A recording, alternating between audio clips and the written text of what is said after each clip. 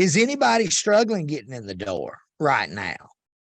And be honest, because, sometimes I struggle to get in the door. Is anybody run into that last week or this week, just getting shut down at the door? Oh, yeah. I was skunked 6 times. Had 2 appointments. They both no-showed. Preset appointments on Happy Agent? Yeah, two. I called them both and scheduled appointments, and then when I tried to show up, they both said, "Oh no." And then 6 other, and then 4 other. Did you ask them why you set an appointment with me? They always said the same thing. I'm sick. Both of them said they were sick, and that's it. And then when we're all sick to a certain degree, right? Every day. Right. Yeah, that's. Did she look sick, Will? Honestly, because sometimes you can tell. Yeah, I could tell. She didn't look like she felt good. She was sick. Well, did you try to go ahead and reschedule with her, or are you going to get back? What does that look like? About 5 minutes after I left, she called and said take her off the list, and that her husband doesn't believe in insurance, and blah blah blah blah. But I'll probably try to call her again maybe next week. Yeah, I'd door knock her. Yeah, I'd door knock or call or something like that. You may go back and they may not even remember who you are, believe it or not. It's possible. I don't know that it'll be that way, but it's possible. And this time of year, folks, with all the weather changes and stuff, we are going to run into people who are sick. And, we have to just try to skirt around that. We're not going to get in the house if they're sick. If I'm sick, you're not coming in my house. So I get that.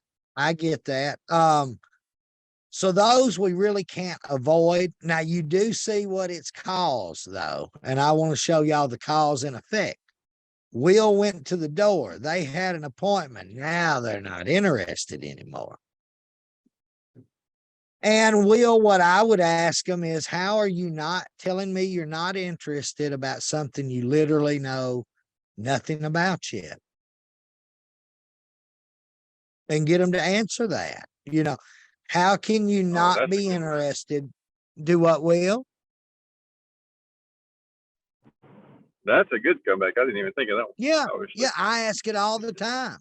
How can you tell me you're not interested in something that you know nothing about? Because and here's the way I can say that, folks, I'm not divulging information at the door.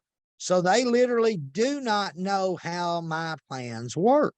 They don't. So how can they tell me that they are not interested when they don't even know what the offering is?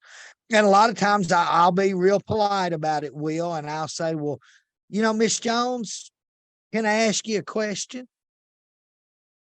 And even if she says no, I'm asking her a question. But they'll say, yeah, you can ask me a question. You'll usually get that one.